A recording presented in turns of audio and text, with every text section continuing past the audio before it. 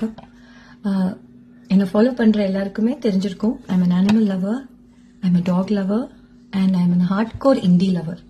நான் என் வீட்டில் என்னோட செல்லக்குட்டி ஒரு இண்டி தான். I believe in adopting dogs. I don't believe in shopping for tax.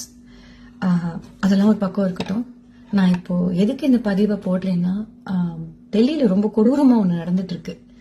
ஒட்டுமொத்தமா இருக்கிற அங்க ஸ்ட்ரே டாக்ஸ் எல்லாம் அப்படியே அப்ரூவ் பண்ணிட்டு ஊர்கோடியில ஷெல்டர்ல மாத்த போறாங்களாம். ஃபர்ஸ்ட் ஆஃப் ஆல் அந்த மாதிரிலாம் ஷெல்டர்லாம் அரேஞ்ச் பண்றதெல்லாம் ரொம்ப இம்பாசிபிள் டாஸ்க்.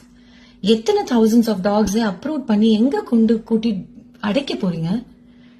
உங்களை திடீர்னு உங்க வீட்ல இருந்து உங்களை தூக்கி ஊர்கோடியில போட்டா எப்படிங்க இருக்கும்? அந்த டாக்ஸோட இடம் தானேங்க. as much as this earth belongs to us, who are we to decide? who are we to eradicate them? அதுக்குன்னு நான் எல்லா டாக்ஸையும் உங்க வீட்டுல கூட்டு வந்து வச்சுக்கோங்க, வீட்டுல வந்து தினம் சாப்பாடு போடுங்கன்னு நான் சொல்லல. ஐ அண்டர்ஸ்டாண்ட், எல்லாருக்குமே ரெஸ்ட்ரிக்ஷன்ஸ் இருக்கு, லிமிடேஷன்ஸ் இருக்கு, ப்ரையாரிட்டிஸ் இருக்கு.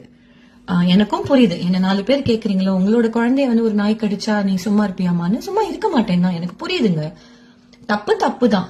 அந்த ஒரு நாய்க்கு ரேபிஸ் கடிச்சு இருக்குங்கிறதுனால அந்த மொட்டை நாய் கூட்டத்தையே தூக்கி ஊர்கோடியில் விற்கிறது எப்படி நியாயம்? நமக்கு மத்தியில எத்தனை கிரிமினல் சுத்திட்டு இருக்கான், எத்தனை ரேபிஸ்ட் சுத்திட்டு இருக்கான். ஒரு ரேபிஸ்ட் இருக்கானேங்கிறதுக்காக can we wipe the human race from the face of this earth? இல்ல. சோ எல்லாத்துக்குமே ஒரு லாஜிக்கல் அப்ரோச், ஒரு ஹியூமன் அப்ரோச் ஒன்னு இருக்குல்ல. Do not make this war between human versus dogs. 5 அறிவு படிச்ச அந்த நாய்களுக்கும் 6 அறிவு படிச்ச மனுஷங்களுக்கும் இந்த சண்டை ஆக்காதீங்க. Instead let's have a logical and human approach. நான் அவ்வளவுதான் வேண்டிக்கு கேட்டுக்கிறேன்.